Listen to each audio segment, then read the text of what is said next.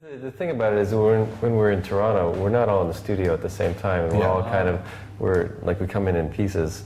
And the only time we actually come together is when we're on tour and we're all living in a bus. And like that's when we really start to feel like a band. Yeah. Like he may have done that sort of musically in a sense, like by putting it together. And then when the record was done, we actually had to spend 3 weeks listening to the record and going, okay, I can play that part, you can play that. Did I play that? I think that's me. I feel like we had to learn the record after we had. So you had to learn the songs over again. Yeah. I remember hearing Tortoise talk about that too with a couple of their records, like just to sort of relate it elsewhere. I remember when TNT was coming out, they were saying how the process of recording was so dense.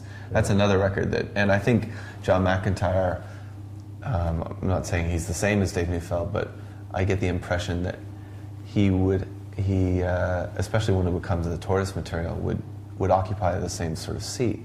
Mm-hmm. And you get so obsessive and about the details and everything that you can, all the little knickknacks you can throw in, and then trying to find a way to articulate that on stage is a real challenge. Mm-hmm. The one song, Bandwitch, on the new record, nearly killed us. Trying to get a version to play that live took forever, trying to count it out. Okay, does he do that 7 times? Like how many? And then we finally got a really great live version of it. But I think it's one of the best songs that we have live now. Yeah, but it broke us trying to put it together. Yeah, it's pretty. But did the songs live for you while recording? I mean, did you know them that well? Do you know what I mean? If you weren't in the same room together. Right. Mm-hmm.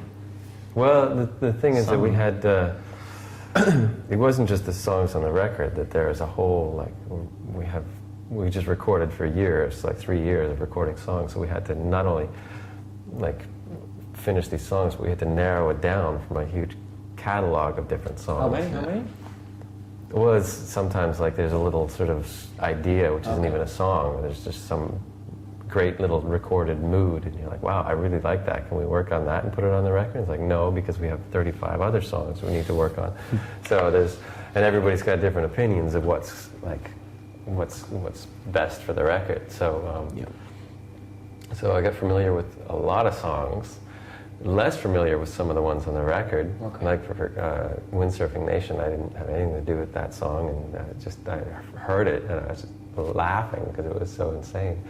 But that song, for example, I didn't have anything to do with. I don't think you had anything to do with either. But a lot of other songs, very familiar. It's All Gonna Break. It's All Gonna Break. We spent a lot of time working on that. Yeah. Even you forgot it. Yeah. Times we were working on that. Yeah. Shoreline. Major label debut, the fast version especially. I mean, a lot of the songs have been around for some time. Okay. We played and know them, but other ones just kind of came out of the studio.